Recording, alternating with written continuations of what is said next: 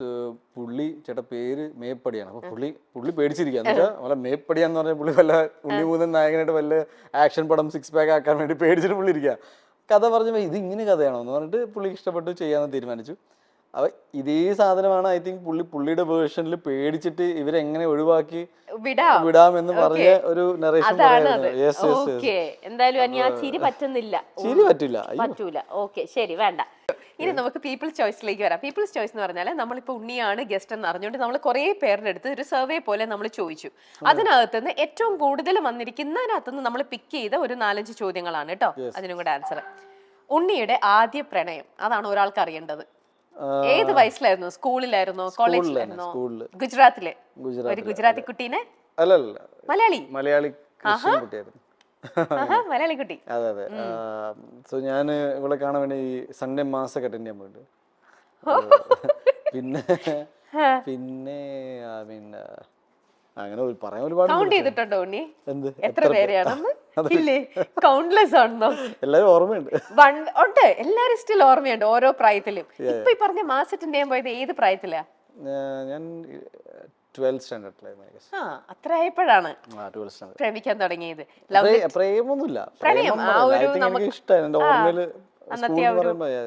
ആണല്ലേ. ഈ 1 വേ സൈഡിലായിട്ട് നിന്നിട്ടുണ്ട്, 2 സൈഡിലായിട്ട് നിന്നിട്ടുണ്ട്, അങ്ങനെ പല രീതിയിലും ഇപ്പോഴും അങ്ങനെ തന്നെയാണോ പോയിക്കൊണ്ടിരിക്കണേ? ഇങ്ങനെ എന്റെ സ്കൂളിൽ എനിക്ക് ഒരുപാട് നല്ല ഓർമ്മകളുണ്ട്. എന്നുവെച്ചാൽ ഒരു കുട്ടി ഉണ്ടായിരുന്നു, ഇപ്പോഴും എന്റെ ഫ്രണ്ടാണ്. സോ പുള്ളിക്കാരത്തി ഞാനും ഭയങ്കര ഫ്രണ്ട്സ് ആയിരുന്നു. അപ്പൊ ടീച്ചേഴ്സിന് എന്ന് വെച്ചാൽ ചിലപ്പോൾ ഇവര് കല്യാണം കഴിയും. ഞങ്ങൾ സെപ്പറേറ്റ് ആയിട്ട് സ്കൂളിൽ പോകുമ്പോഴും ടീച്ചർ ചോദിച്ചിട്ടുണ്ട് കല്യാണം കഴിച്ചുകൂടെ എന്നൊക്കെ. അങ്ങനെ ഒരു പോയിന്റിൽ അപ്പൊ പുള്ളിക്കാരത്തി രാജ്പൂത്താണ്, അവിടുത്തെ രാജ്പൂത്ത്. അപ്പൊ ഞാൻ വീട്ടിലേക്ക് പോകുമ്പോഴേ അപ്പൊ ആന്റി നിങ്ങൾക്ക് ഓക്കെ ആണെങ്കിൽ നമുക്ക് കല്യാണം. അപ്പൊ ഞാൻ നോക്കുമ്പോൾ പേടിച്ച് ഇതെന്തായിരുന്നു. ഞാൻ പറയാം ആന്റി അങ്ങനെയൊന്നുമില്ല, ഞാൻ ഫ്രണ്ടാണ്. പിന്നെ ആന്റി ഭയങ്കരമായിട്ട് അവരുടെ ഒരു ഡിഷ് ഉണ്ടാക്കും, ഒരു ചപ്പാത്തി പോലത്തെ എന്തോ, ഞാനത് കഴിക്കാനാണ് പോണത്. അപ്പൊ ഞാൻ പിന്നെ ഇവളോട് പറഞ്ഞു ഇങ്ങനെ. പിന്നെ ഇവൾക്ക് ഒരു 23-24 ആയപ്പോ she was like let's get married. ഞാൻ പറഞ്ഞു 23-ൽ ഞാൻ എന്ത് ചെയ്യാൻ, എനിക്ക് ഒന്നുമില്ല. അപ്പൊ ഞാൻ ഇപ്പൊ നാട്ടിലേക്ക് ഇങ്ങനെ സിനിമയൊക്കെ ആയിട്ട് വരാൻ നിൽക്കാം. അങ്ങനെ ഒരു പോയിന്റിൽ ഇവളെന്നെ വിളിച്ചു. അപ്പൊ നീ ഒരു കാര്യം ചെയ്യണം. അപ്പൊ ഇവളുടെ മുത്തശ്ശൻ പുള്ളിക്കാരൻ മരിച്ചു ഇപ്പോ. പക്ഷെ ഞാനും പുള്ളിയുടെ ഭയങ്കര കൂട്ടായിരുന്നു. അപ്പൊ പറഞ്ഞു നീ ദാദാജിക്ക് ഫോൺ പറ ഇങ്ങനെ കല്യാണത്തിന്റെ കാര്യം ഉറപ്പിക്കാം. ഞാൻ പറഞ്ഞു ഞാൻ എന്തിനു വിളിക്കണം, അതൊന്നും ശരിയല്ല. അപ്പൊ ഇവള് വീട്ടിൽ പറഞ്ഞു ഒരാൾ ഇഷ്ടമാണെന്ന്. അപ്പൊ അവര് പറഞ്ഞു ഉണ്ണിയാണെങ്കിൽ ഓക്കെ, അല്ലെങ്കിൽ ക്യാൻസൽ. അപ്പൊ ഈ പുള്ളിക്കാരത്തിക്ക് പിന്നീട് ഭയങ്കരമായിട്ട് ഡിബേറ്റും എലിക്വേഷനൊക്കെ പാർട്ടിസിപ്പേറ്റ് ചെയ്യുന്ന കുട്ടിയായിരുന്നു. അപ്പൊ ഇവള് കോളേജിൽ പഠിക്കാൻ പോയപ്പോ കോളേജിലൊരു പയ്യനുമായിട്ട് ഇഷ്ടത്തിലായി. അപ്പൊ ഇവള് എന്നോട് പറയാം, അപ്പൊ ഞാൻ വരുന്നത് പോയെ. അപ്പൊ ഇവൾക്ക് വേറൊരാളെ ഇഷ്ടപ്പെട്ടു എന്ന് പറയുന്നത് എനിക്ക് വിശ്വസിക്കാൻ പറ്റില്ല. അപ്പൊ ഈ പുള്ളി കാശ്മീരി പണ്ഡിറ്റായിരുന്നു. ഇവര് എവിടേക്കോ ഡൽഹിയിലൊക്കെ പരിചയപ്പെട്ടെന്ന് പറഞ്ഞിട്ട്. അപ്പൊ ഞാനിപ്പോ എന്ത് ചെയ്യണം? അപ്പൊ ഇവളുടെ വീട്ടില് ഞാൻ വിളിച്ച് പറഞ്ഞാലാണ് ഇത് സത്യമാണെന്ന് അവര് വിശ്വസിക്കുള്ളൂ. അപ്പൊ ഞാൻ വിളിക്കില്ല എന്ന് പറഞ്ഞു. ഇവര് ഇവൻച്വലി കല്യാണം കഴിച്ചു, അവരുടെ ഇന്റർകാസ്റ്റ് പോലെ കല്യാണം കഴിച്ചിട്ട് പ്രശ്നമായി. ഹാപ്പിലി. അപ്പൊ എനിക്കൊരു പോയിന്റ് കഴിഞ്ഞപ്പോ ഇങ്ങനെ ഇഷ്ടമുള്ള ആൾക്കാർ ഇങ്ങനെ ഒരു കല്യാണം കഴിച്ച് പോയിട്ട്. ഇപ്പൊ ഒരാള് US ഉണ്ടായിരുന്നു. അപ്പൊ US she got married and പുള്ളിക്കാരത്തി എനിക്കൊന്ന് ഇവരുടെ ഏതൊരു മൊമെന്റില് ഇങ്ങനെ പറഞ്ഞു, ഇങ്ങനെ അവരും ചോദിച്ചു കാണും ആരെങ്കിലും ഇഷ്ടമാണ്. അപ്പൊ എന്റെ പേര് പറഞ്ഞു. ഇയാള് ഗൂഗിൾ ചെയ്തപ്പോ എന്റെ അക്കൗണ്ട് ഒക്കെ കണ്ടിട്ട് എനിക്ക് മെസ്സേജ് ഒക്കെ അയച്ചു. അപ്പൊ ഇതിന് വെരി പോസിറ്റീവ്. ഞാൻ പറഞ്ഞ ഇതിന്റെ ഒരു അതേ സൈഡ്. എല്ലാരും ഇങ്ങനെ ദേഷ്യപ്പെടുക അങ്ങനെയൊന്നുമല്ല. ഇപ്പൊ സ്കൂളിൽ ഒരുമിച്ച് പഠിച്ചതുണ്ടായിരുന്നു. അങ്ങനെ ഇപ്പൊ അയാളുടെ കാര്യം പറഞ്ഞു. ഞാനിതൊക്കെ എല്ലാവരുടെയും കഥ കേട്ടോണ്ടിരുന്നു. ഇനി എനിക്ക് ഈ പ്രണയത്തെ കുറിച്ച് തന്നെ എനിക്ക് വേറൊരു കാര്യം ഉണ്ണിയുടെ അടുത്ത് ചോദിക്കേണ്ട. അതിന് തൊട്ട് മുമ്പേ നമ്മുടെ മൈൽ സ്റ്റോണിൽ തന്നെ കുറച്ച് നാളുകൾക്ക് മുമ്പേ ഉണ്ണി വന്നപ്പോ ഇതേ ഒരു സബ്ജക്റ്റിനെ കുറിച്ച് ഉണ്ണി ഒരു കാര്യം പറഞ്ഞിരുന്നു. അതെന്താന്ന് ഓർക്കുന്നുണ്ടോ എന്ന് എനിക്കറിയില്ല, നമുക്ക് നോക്കാം എന്താന്ന്. ആരുടെയും കല്യാണം കണ്ടിട്ട് അസൂയ തോന്നിയിട്ടുണ്ടോ? പിന്നെ ഇപ്പൊ എനിക്ക് അതാണ് പണി.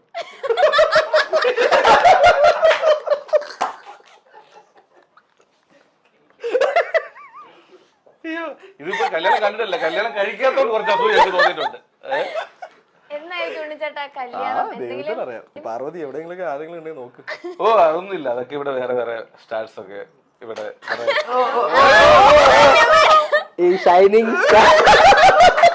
അയ്യോ എന്താണ് ഉണ്ണി അത്? എനിക്കറിയില്ല. പാർവതി ഇങ്ങനെ ചോദിച്ചപ്പോ ഇങ്ങനെ ബേസിക്കലി എൻ്റെ കല്യാണം നടക്കാത്തതുകൊണ്ടും ഇവർക്ക് ഇത് തന്നെ ചോദിക്കേണ്ടത് എന്താണ് കല്യാണം blah blah blah. ഇപ്പൊ ഞാൻ ചോദിക്കട്ടെ, വീട്ടിൽ അച്ഛനും അമ്മയും പറയുന്നുണ്ടോ ശരിക്കും എല്ലാ കല്യാണ വീട്ടിലും കാര്യം? ഉണ്ടാവുമല്ലോ. അവര് ആലോചിക്കുന്നുണ്ടോ ഉണ്ണിക്ക് ഒരു അറേഞ്ച്ഡ് മാരേജ് ആണോ അതോ ലവ് മാരേജ് ആണോ കൂടുതൽ താല്പര്യം? എന്തെങ്കിലുമൊക്കെ നടന്നാൽ മതിയായിരുന്നു. അങ്ങനെയല്ല, ചിലർക്ക് ഇപ്പം നമുക്ക് ചിലർക്ക് സെറ്റ് ആവില്ല അറേഞ്ച്ഡ് മാരേജ്, എന്നാൽ ചിലർക്ക് ലവ് മാരേജ് സെറ്റ് ആവില്ല. അപ്പൊ അങ്ങനെ ഒരു ഉണ്ണിയുടെ ഒരു പെർസ്പെക്റ്റീവ് എങ്ങനെയാണ്? ഞാൻ ഇതിന് ഭയങ്കര ഇപ്പൊ ഇത്രയും സീരിയസ് ആയിട്ട് ഞാൻ ചിന്തിക്കാറില്ല ആക്ച്വലി. കല്യാണത്തെ കുറിച്ച് ഇതുവരെ സീരിയസ് ആയിട്ട് സീരിയസ് ആയിട്ട് ഇങ്ങനെ അയ്യോ കല്യാണം നടന്നിട്ടില്ല അതുകൊണ്ട് എന്തോ പ്രശ്നമാണെന്ന് ഇല്ല. അത് എന്നാലും അമ്മ പറഞ്ഞുകൊണ്ടിരിക്കല്ലേ മോനെ ഡെഫിനറ്റ്ലി. അപ്പൊ നമ്മളിങ്ങനെ പറയും ഓക്കെ നിങ്ങൾ നോക്കൂ നോക്കൂ, ഓക്കെ നോക്കൂ ഏതെങ്കിലും ഒരാൾ കണ്ടുമുട്ടുവാണെങ്കിൽ നമുക്ക് നോക്കാം. ചെയ്യാം. പക്ഷെ എനിക്ക് ഒരു കാര്യം വളരെ ക്ലിയർ ആണ്, ഇത് അയ്യോ ഈ ടൈമായി ഞാൻ ഈ കല്യാണം കഴിച്ചില്ലെങ്കിൽ എനിക്ക് അതിലൊരു പാനിക് ലെവലില് നിക്കുന്നില്ല. നിന്നിട്ട് എന്തെങ്കിലും ഒരു എടുത്തു ചാടി ഒരു തീരുമാനം ചെയ്യും ഈ കാര്യത്തിൽ ഞാൻ ചിന്തിക്കുന്നുണ്ടെന്ന് പറയാം. എടുത്തു ചാട്ടം ഇല്ല. ഓക്കെ, അപ്പൊ പിന്നെ അത് വഴിയെ വരേണ്ട സമയത്ത് വരേണ്ട ഒരു പോലെ. സമയത്ത് സംഭവിക്കുമെന്ന് വിചാരിക്കുന്നു. ഓക്കെ, അപ്പൊ ശരി, അതുവരെ ഓക്കെ, അത്രേ ഉള്ളൂ. ഓക്കെ, അപ്പൊ ഇനി അടുത്തത് കേട്ടോ, ഉണ്ണിയുടെ സ്റ്റാർ ക്രഷിനെ കുറിച്ച് ചോദിച്ചാൽ എന്ത് ഉത്തരമായിരിക്കും ലഭിക്കുക? അനുഷ്ക ഷെട്ടി. എല്ലാ മൂവീസും കാണാറുണ്ടോ? എല്ലാം ഏകദേശം എല്ലാ മൂവീസ് കാണുന്നില്ല, എന്നാലും അത്യാവശ്യം കാണാറുണ്ട്. കണ്ടിട്ടൊക്കെ അങ്ങനെയല്ലേ. Yes, okay. അടുത്തത്, ഉണ്ണി മുകുന്ദന്റെ സംവിധാനത്തിൽ ഒരു സിനിമ ഇനി എന്ന് കാണാനാകും? എത്രയും പെട്ടെന്ന് സംഭവിക്കട്ടെ. ആണോ ഉണ്ണി? അങ്ങനെ ഒരു പ്ലാൻ ഉണ്ടോ? അതെ അതെ. ഞാൻ ആക്ച്വലി കഴിഞ്ഞ 5 വർഷമായിട്ട് ഞാൻ റെഡിയാണ്, പിന്നെ സാഹചര്യങ്ങൾ ഇങ്ങനെ ഒത്തുചേർന്ന് വന്നാൽ ചെയ്യുന്ന രീതിയിലാണ്. ഓ, ഓക്കെ. കഥയൊന്നും കേട്ടു തുടങ്ങുമോ? അങ്ങനെയൊന്നും ആയിട്ടില്ല? എല്ലാം റെഡിയാണ്. ആണ്. ഓൾമോസ്റ്റ് ഞാൻ എന്ത് ചെയ്യണം എന്ന് എനിക്ക് ധാരണയുണ്ട്. അത് അതിന്റെ ഒരു ലോജിസ്റ്റിക്സും പിന്നെ അത് ചെയ്തെടുക്കാനുള്ള ഒരു ടൈം, പിന്നെ എന്റെ ബേസിക്കലി ഇതിനെല്ലാം തടസ്സം വരുന്നത് ആഗ്രഹമുണ്ട്. അപ്പോ ഞാനിപ്പോ കമ്മിറ്റ് ചെയ്ത സിനിമകൾ കംപ്ലീറ്റ് ചെയ്യണമെന്നാണ് പ്രയോറിറ്റി. അപ്പൊ അതുകൊണ്ട് എന്നിട്ട് ചെയ്യാമെന്നുള്ള പ്ലാനില്. Okay, good. അഭിനയിച്ച നായികമാരിൽ ഇനി ഒരു തവണ കൂടി അഭിനയിക്കണമെന്ന് തോന്നിയത് ആരുടെ കാര്യത്തിലാണ്? ഇതൊക്കെ ഓരോരുത്തരും ചോദിക്കുന്ന കേട്ടോ, ഓരോരുത്തർക്കും അറിയാനുള്ള ഓരോരോ അഭിനയിച്ച നായികമാരിൽ. ലാസ്റ്റ് ഇപ്പൊ ഞാൻ ജയഗണേഷിൽ വർക്ക് ചെയ്ത മഹിമയുടെ ഒപ്പം വർക്ക് ചെയ്യാം. ഐ തിങ്ക് ഞാൻ വർക്ക് ചെയ്തതിൽ വെച്ചാൽ വൺ ഓഫ് ദി മോസ്റ്റ് ഈ അടുത്തായിട്ട് ഭയങ്കര പ്രൊഫഷണൽ ആണ്. ഐ തിങ്ക് ഇന്ത്യയിൽ തന്നെ അറിയപ്പെടാൻ സാധ്യതയുള്ളൊരു ആക്ട്രസ് ആണ്. She is very good actually. എന്ന് വെച്ചാൽ in terms of acting and പിന്നെ പ്രൊഫഷണലിസം എന്ന് പറയുന്ന സംഭവം ഉണ്ടല്ലോ, ലൈക്ക് ഒരു പ്രൊജക്ടിനെ എങ്ങനെ ഹാൻഡിൽ ചെയ്യണം, ആൾക്കാരുമായിട്ടുള്ള പെരുമാറ്റം, അതെല്ലാം പക്ക. ഓക്കെ, അത് വെച്ച് ചോദിക്കുമ്പോൾ ചോദിക്കട്ടെ, ലോഹിതദാസ് സാറുമായിട്ട് എങ്ങനെയെങ്കിലും പരിചയമുണ്ടോ? കണക്റ്റഡ് ആണോ? ഇല്ല, ഒന്നുമില്ല. എനിക്ക് ആഗ്രഹം ഉണ്ടായപ്പോൾ അച്ഛനോട് പറഞ്ഞു. അപ്പൊ അച്ഛൻ്റെ ഒരു ഫ്രണ്ട് ഉണ്ട്, ഗംഗാധരൻ അങ്കിൾ, തൃശ്ശൂര്. ഗംഗാധരൻ അങ്കിളുടെ ഫ്രണ്ടാണ് TG രവി സാറ്. അങ്ങനെ TG രവി സാറിന്റെ അടുത്ത് തൃശ്ശൂർ ആരെങ്കിലും സിനിമ ഡയറക്ടർ ആരെങ്കിലും, അങ്ങനെ ലോഹിത് സാറിന്റെ നമ്പർ അഡ്രസ്സ് കിട്ടി. ആ അഡ്രസ്സിലേക്ക് ഞാൻ കത്തയക്കുന്നു. പിന്നെ സാറിന് ഇഷ്ടപ്പെട്ടിട്ട് സാറ് വിളിക്കുക, അങ്ങനെയാണ് ഉണ്ടായത്. അത് മാളികപ്പുറം ഹിറ്റായതിനു ശേഷം ഞാൻ TG രവി സാറിനെ വിളിച്ച് ഈ കാര്യം അറിയിക്കുകയാണ്. ചേട്ടൻ കൊടുത്ത അഡ്രസ്സ് കാരണമാണ് പിന്നീട് സിനിമയിൽ വരാൻ സാധിച്ചത്. He was very happy. ഓ, അങ്ങനെ. ഓക്കെ, ശരി. ഇനി പ്രേക്ഷകർ പീപ്പിൾസിന്റെ അടുത്തത് dream character of Unni Mukundan, അതാണ് ഒരാൾ ചോദിച്ചിരിക്കുന്നത്. അറിയില്ല, ഞാൻ ഒരുപാട് ഇനിയും സിനിമകൾ ചെയ്യേണ്ടിയിരിക്കുന്നു. അപ്പോൾ അതിൽ വരുന്ന എല്ലാ കഥാപാത്രങ്ങളും നന്നായി വരട്ടെ എന്നാണ്. അങ്ങനെ ഇന്ന സ്പെസിഫിക് ഇല്ല.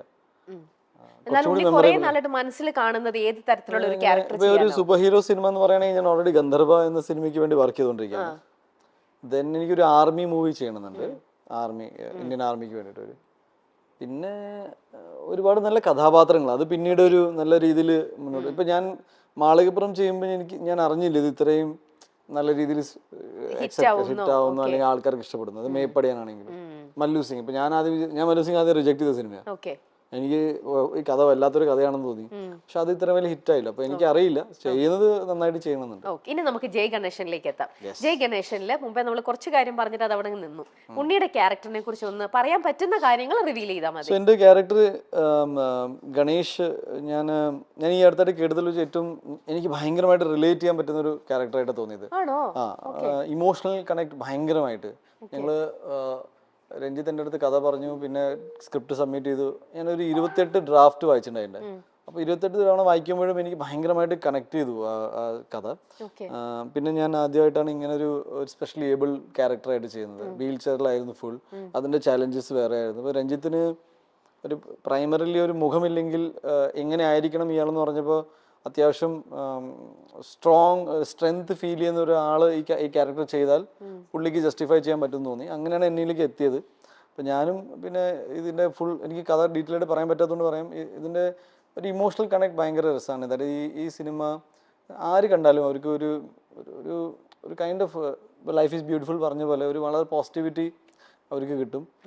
ഒരു കാര്യം ഉറപ്പായിട്ട് പറയാണ്, എൻ്റെ സ്പെഷ്യലി ഏബിൾഡ് സുഹൃത്തുക്കൾ, ബ്രദേഴ്സ് ഈ സിനിമ കാണുമ്പോൾ അവർക്ക് രോമാഞ്ചടിക്കും.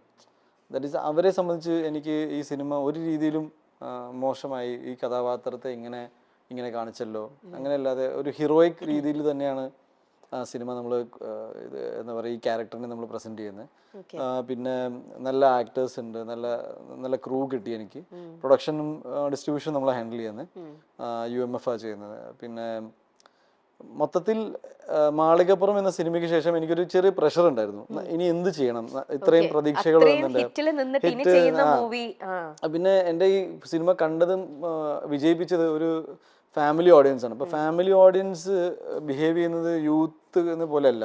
ഇവര് ആ സിനിമ കാണണമെങ്കിൽ അവർക്ക് ഒരാളല്ല സിനിമ കാണാം, 4 പേര് സിനിമ കാണും. 4 പേര് എന്ന് വെച്ചാൽ ചുരുങ്ങിയത് ഒരു 1000 രൂപ, പിന്നെ ട്രാവൽ, സമയം മാറ്റി വെക്കുക. അപ്പോൾ ഒരു വലിയ ചെലവാണ്. ഇപ്പൊ ഒരു യൂത്ത് സിനിമ കാണുന്ന വെച്ചാൽ അയാൾ മാത്രം പോയി കണ്ടുവരും, വീട്ടുകാരോട് ചിലപ്പോൾ നല്ലതാണെന്ന് അവൻ പറയും, ഇല്ലെങ്കിൽ പണം ഡ്രോപ്പ് ചെയ്യും. ഫാമിലീസ് ഒരു ആക്ടറിനെ ട്രസ്റ്റ് ചെയ്തിട്ട് സിനിമയിൽ പോകുന്ന ഒരു സ്വഭാവം കാണിക്കുന്ന ഒരു സ്വഭാവമുണ്ട്. ഞാൻ കുറേ പേരെ കാണുമ്പോൾ ഉണ്ണിയുടെ അടുത്ത പടം ഏതാന്ന് പറയുമ്പോൾ എനിക്ക് നല്ലൊരു സിനിമ അവർക്ക് കൊടുക്കണം എന്നുണ്ടായിരുന്നു, നല്ല സിനിമ. അപ്പോൾ ഒരു വർഷം ഇതിനു വേണ്ടി മാറ്റി വെച്ചൊന്നുമല്ല, ഇതിനിടയിൽ ഞാൻ തമിഴ് ചെയ്തിട്ടുണ്ട്. അപ്പം മലയാളത്തിലൊരു സിനിമ വരുമ്പോൾ ഒരു ഗുഡ് മൂവി ചെയ്തിട്ട് എനിക്കൊരു സേഫ്റ്റി. ഞാൻ കേട്ടിട്ടുണ്ട് ഈ ഒരു വർഷം ഉണ്ണി 300-400ഓളം സ്ക്രിപ്റ്റുകൾ കേട്ടു, കണ്ടു, വായിച്ചു പോയി. ഞാൻ മാത്രമല്ല, പിന്നെ എന്റെ ടീം ഒരുപാട് പേര്, ഞങ്ങൾ ഒരുപാട് സ്ക്രിപ്റ്റ് വായിച്ചു. അതെ, അപ്പൊ അതിൽ നിന്നും ബെസ്റ്റ് ആയിട്ട് തോന്നിയ ഒരു തവണയാണ്. അപ്പൊ എന്തായാലും ഐ എം ഷുവർ ജയ് ഗണേഷ് എന്ന് പറയുന്നതിനകത്ത് അതൊരു മിനിമം ഗ്യാരണ്ടി ഒരു സംഭവം ഉണ്ടാവും. അതിന് ഉണ്ണിയുടെ കരിയറിൽ തന്നെ ഇതുവരെ ചെയ്തതിനെക്കാട്ടിലും ഇപ്പൊ പറഞ്ഞ പോലെ ആ ചാലഞ്ചിങ് തന്നെയായിരുന്നു ആ ഒരു ക്യാരക്ടർ ചെയ്യാന്ന് പറയണത് അല്ലേ? എനിക്ക് ഭയങ്കര ശാരീരികമായിട്ടും മാനസികമായിട്ടും എന്നെ ഭയങ്കരമായിട്ട് ടച്ച് ചെയ്ത ഒരു ക്യാരക്ടറാണ്. ഒരു സിനിമ ചെയ്തതിന് ശേഷം എനിക്ക് സങ്കടം തോന്നിയെന്ന് വെച്ചാൽ ഒരു സിനിമ ചെയ്യേണ്ടി വന്നു എനിക്ക് ഇത്രയും സ്പെഷ്യലി ഏബിൾഡ് ആയ അല്ലെങ്കിൽ ഭിന്നശേഷിയിൽ നിൽക്കുന്ന സുഹൃത്തുക്കളെ അവരുടെ ലൈഫിനെ കുറിച്ച് മനസ്സിലാക്കാൻ. നമ്മുടെ സൊസൈറ്റി ഡിസൈൻഡ് നമ്മളെ പോലെ ഇങ്ങനെ ജീവിച്ചു പോകുന്ന ആൾക്കാർക്ക് വേണ്ടിയിട്ടാണ്, എൻജിനീയർഡ് ഫോർ ദാറ്റ്. ഒരു റൂമിലേക്ക് കയറുമ്പോൾ ബുദ്ധിമുട്ടുണ്ട്. ഞാൻ ചുമ്മാ വീൽ ചെയറിൽ റൂമിൽ കയറുന്ന സീക്വൻസിന് ഞാൻ തലകുത്തി വീണു. എനിക്ക് അന്ന് ഉണ്ടായ സങ്കടം ഞാൻ വീണതിന്റെ അല്ല, ഇതൊക്കെ നമ്മളിതിനെ നമ്മുടെ ശ്രദ്ധ പോയിട്ടില്ലല്ലോ ഇതില്. സോ ഡെഫിനറ്റ്ലി ഈ സിനിമ കൊണ്ട് ഞാനതൊരു നല്ല വ്യക്തി എന്ന രീതിയിലും മോർ എന്താ പറയാ കമ്പാഷനേറ്റ്, നമുക്ക് അറിയാൻ പറ്റി, ഫീൽ ചെയ്യാൻ പറ്റി, ഇമോഷണൽ കുറേ സാധനങ്ങൾ. പിന്നെ ഞാൻ പറയട്ടെ, ദൈവം എന്ത് ടെൻഷൻ വന്നാലും എന്നെ ഇങ്ങനെ ആക്കിയല്ലോ എന്നതിന്റെ ഒരു കടപ്പാടുണ്ട് ദൈവത്തിനോട്. എന്ന് വെച്ചാൽ ഓക്കെ, എവറിങ് ഈസ് ഫൈൻ.